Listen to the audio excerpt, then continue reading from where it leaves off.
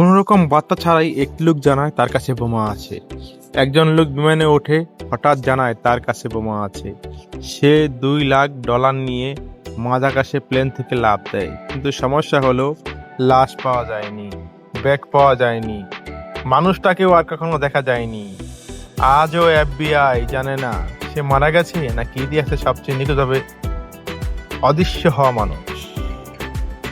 ঘটনা 2, বেঞ্জামিন বাথার্স্ট।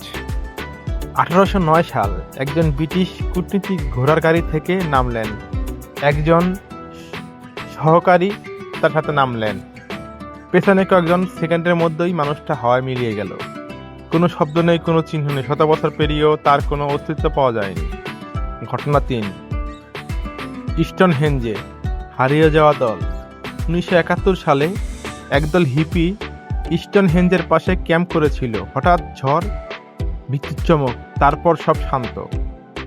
সকালে দেখা গেল টেন্ট আছে, আগুন আছে, খাবারও আছে, কিন্তু একজন মানুষও নেই। প্রশ্ন হলো, তারা সবাই একসাথে গেল কোথায়?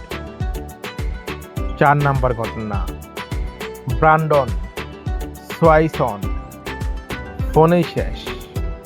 2008 সাল ব্র্যান্ডন ফোনে তার বাবার সাথে কথা বলছিল। সে বলছিল, আমি রাস্তা খুঁজে পাচ্ছি না, ওহ আমি পানিতে পড়ে গেছি। এরপর লাইন কেটে যায়, ফোন ট্র্যাক করা হয়, এলাকা খোঁজা হয়, কিন্তু এক ফোঁটা রক্ত, এক টুকরো কাপড়ও পাওয়া যায়নি। আজও সেই কল রেকর্ডিং একটি জীবন্ত রহস্য। 5 নাম্বার ঘটনা, ম্যাডেলিন ম্যাককেন ঘর থেকে উধাও।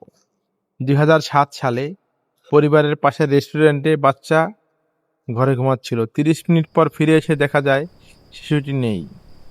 দরজা ভাঙা নয়, জানালা খোলা নয়, ঘরের ভেতর থেকে সে অদৃশ্য। বিশ্বের সবচেয়ে আলোচিত নিখোঁজ মামলা আজ